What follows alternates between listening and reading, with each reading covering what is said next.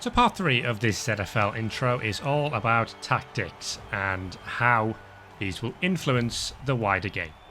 I'm afraid to say, and a lot of you will have known this was coming, but this is the inevitable card game part of what we're doing here. Don't judge me. It's very, very much on brand. But honestly, this is not so much card game. It's very, very basic objectives that you're looking to achieve over the course of the season. So tactics cards are the primary way to level up your coach during the game. These cards, as I said, are essentially mini objectives for your team to achieve in each match. And the more tactics you successfully complete over the course of the season, the quicker you'll level. But the catch is that each tactic card can only be used once per season. So matching the right tactics to the right opponent will be crucial.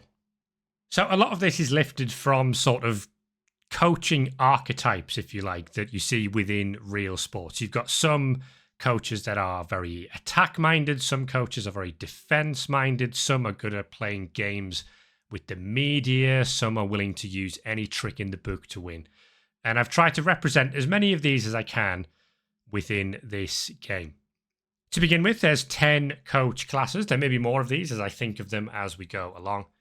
But once you choose a coach class, that determines the overall coaching style of your character and also has an impact on how they're able to respond to certain events that might happen. Most importantly, your coach class also determines your starting tactics deck that contains 15 cards. Here's an example of some of them. So, as I said, the starting deck consists of 15 of these. The two examples on the right are for the coaching class, one called the Entertainer and one called the Scoundrel. These are overall themes of the deck, which kind of give clues as to the type of tactics that will be in there. So you can see the Entertainer is looking to score lots of touchdowns in the match and field players that can win the ball back off the opponent quickly, while the Scoundrel is interested in the dirtier side of the game, fouling and arguing with the referee, that sort of thing. The tactics you get to start with are all fairly basic. As your coach levels, you'll have the opportunity to add new tactics cards to your deck or improve existing ones.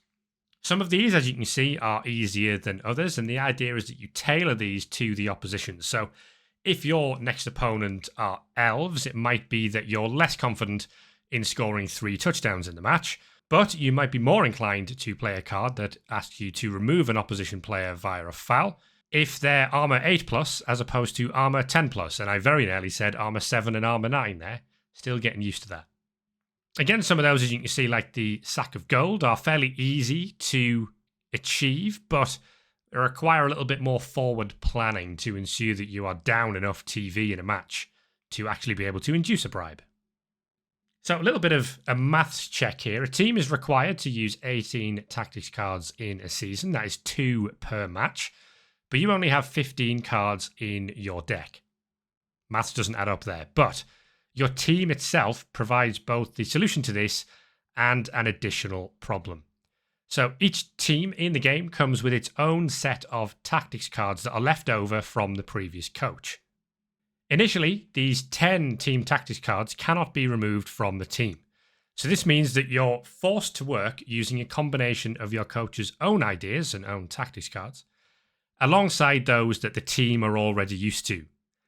Over time, you can work to change this, and of course, if you then leave a team in the future, any tactics cards that you integrate into the team may well be left there for the next person that comes along to play that team to use in the future, but that's a long way down the line. More details on all of the coach classes, as well as some of the keywords you might have saw there on tactics cards, will be available in the rules document, so you can check that out at any time. The next video will be an introduction to the 10 starting teams in the ZFL Elite Division.